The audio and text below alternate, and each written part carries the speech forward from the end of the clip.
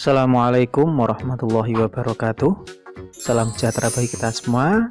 Halo sobat belajar, berjumpa lagi ya. Bagaimana kabarnya? Salam sehat.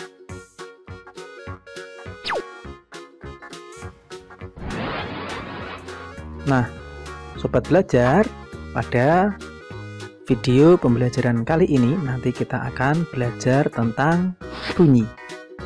Ini ada di kelas 4 ya.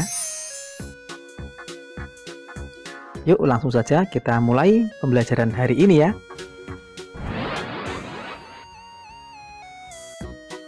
Nah, teman-teman, pasti kalian pernah bermain musik bukan? Contohnya, saya ini sedang bermain angklung.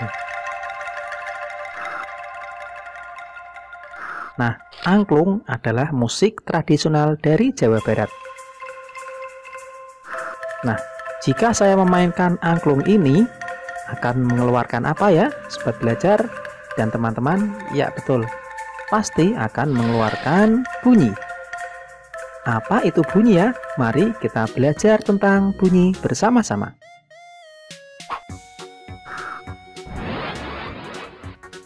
Nah, bunyi merupakan hasil dari getaran suatu benda yang merambat dalam bentuk gelombang. Oleh karena itu, bunyi sering disebut sebagai gelombang bunyi. Bunyi dihasilkan oleh benda-benda yang bergetar.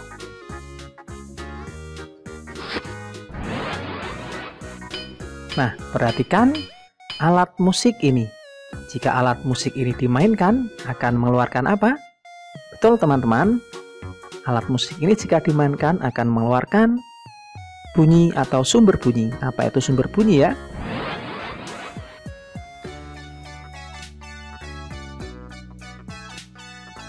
Setiap benda yang bergetar pasti akan menghasilkan bunyi. Benda-benda itu dinamakan sumber bunyi. Sumber bunyi adalah benda-benda yang dapat menghasilkan bunyi. Nah, sekarang kita belajar tentang sifat bunyi. Apa saja ya sifat-sifatnya? Yang pertama termasuk gelombang longitudinal. Yang selanjutnya perambatannya membutuhkan medium. Yang ketiga, bunyi dapat dipantulkan. Itu adalah sifat-sifat bunyi. Yang selanjutnya kita akan belajar tentang jenis bunyi. Yang pertama ada bunyi infrasonik. Adalah bunyi yang mempunyai frekuensi sangat rendah, yaitu kurang dari 20 Hz. Bunyi infrasonik ini dapat didengar oleh hewan seperti kelelawar, anjing, jangkrik, dan kuda. Kemudian yang kedua ada bunyi audiosonik. Adalah bunyi yang mempunyai frekuensi di antara 20 sampai 20.000 Hz. Bunyi audiosonik ini dapat didengar oleh manusia seperti kita. Kemudian ada bunyi ultrasonik. Adalah bunyi yang mempunyai frekuensi sangat tinggi, yaitu lebih dari 20.000 Hz. Bunyi ultrasonik ini dapat didengar oleh lumba-lumba. Sobat belajar, selanjutnya kita akan belajar tentang perambatan bunyi. Perambatan bunyi dapat melalui medium apa saja ya? Yang pertama dapat merambat melalui udara ya. Kemudian dapat merambat melalui benda padat. Yang ketiga dapat merambat melalui benda cair.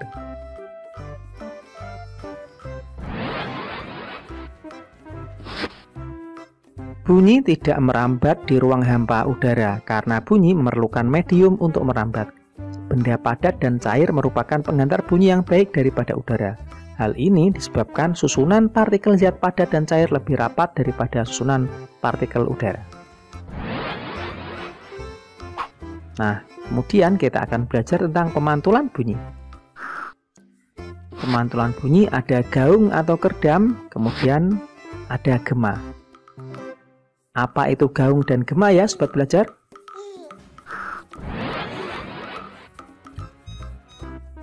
Gaung atau kerdam adalah bunyi pantul yang terdengar hampir bersamaan dengan bunyi asli, sehingga bunyi terpantul berulang-ulang. Gaung terjadi jika bunyi dipantulkan pada permukaan yang keras. Nah, contohnya bunyi dalam ruangan yang tidak ada peredam bunyinya ya, seperti di dalam bioskop atau studio musik yang tidak ada peredam suaranya. Kemudian, apa itu gema? Gema adalah bunyi pantul yang terdengar setelah bunyi asli. Gema terjadi karena jarak antara sumber bunyi dengan dinding pemantulnya. Nah, contoh gema itu yaitu bunyi yang dibuat dari jarak jauh yang di depannya terdapat tebing atau gedung tinggi.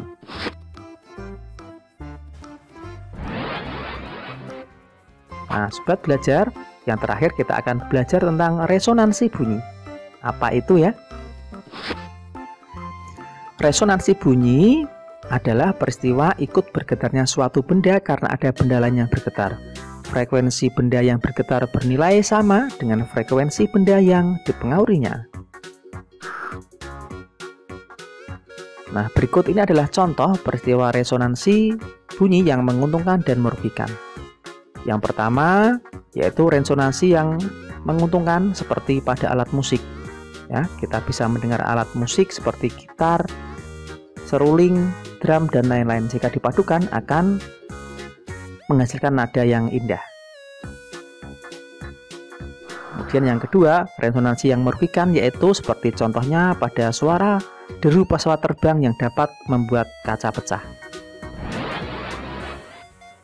Nah, demikian sobat belajar video pelajaran kali ini ya, semoga bermanfaat. Jangan lupa dukung channel ini ya dengan cara like, share, and subscribe.